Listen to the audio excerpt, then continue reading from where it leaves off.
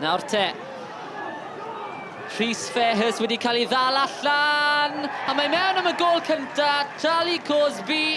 Yr amddiffyn yn trial chwarae o'r cefen. Mae Met Caerdydd wedi bod yn gwthio. Ddim yn rhoi dim amser iddyn nhw ar y bêl. Mae Prestatyn wedi cael ei cosbi.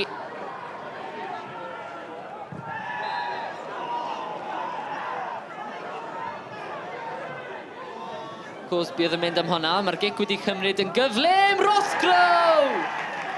Wel, oedd Prestatyn yn dal i gwyno am y gic rydd a chafodd ei roi un edrychiad i weld lle oedd y gol geidwad.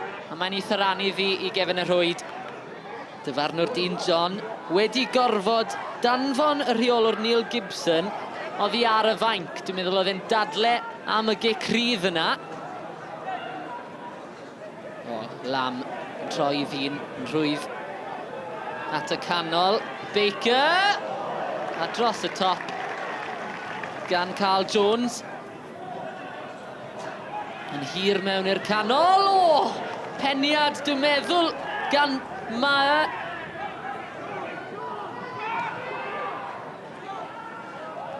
Dwi'n mynd i syrthio i Mae unwaith eto. Mae e'n mynd lawr dan Sialens.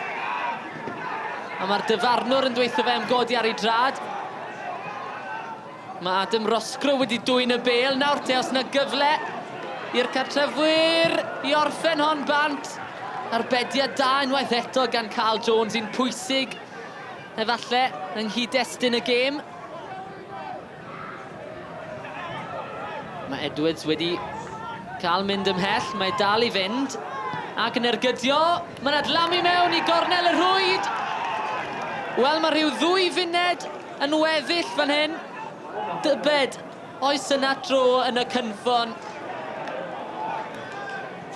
Mae'r bêl yn dod mewn i'r canol tuag at y gol geidwad. Os yna lawio.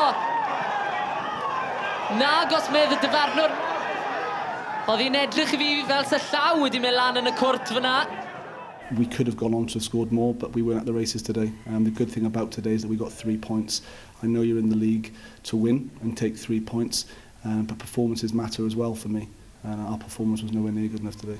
In terms of our group, we've got a really good, sort of honest, young group of players.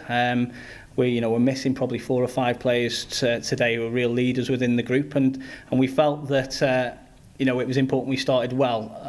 People will look at it and look at the mistakes we made that led up to goals, but we'll address that, but we won't berate anybody for the mistakes that they made, because we're a young group that's learning and nobody means to make mistakes, and we want our lads to play with some freedom so that they can go and express themselves in the manner that we know they're capable of doing. Sometimes you make mistakes and you get away with them, and today we were punished for them, and that'll happen against good teams. But I was pleased more so with the character and the resilience that they came back in the last 70 minutes, and then I felt that we really took the game to Cardiff, Met, and bar for a few different things that could or couldn't have been given or gone on and during the game, we felt we probably deserved a point at the end. We just spoke in the dressing room. The dressing room felt like a loss there. I think that's how far we've come as a group, to be disappointed with a win. But performances really matter. It's huge for us because you start taking things for granted. So the luckiest thing for us today is that we got the 3 points. And obviously with myself being asked to leave the pitch for encroaching onto the pitch, whether that was a Jose Mourinho moment from last week, probably where the similarity ends, but we felt that was again slightly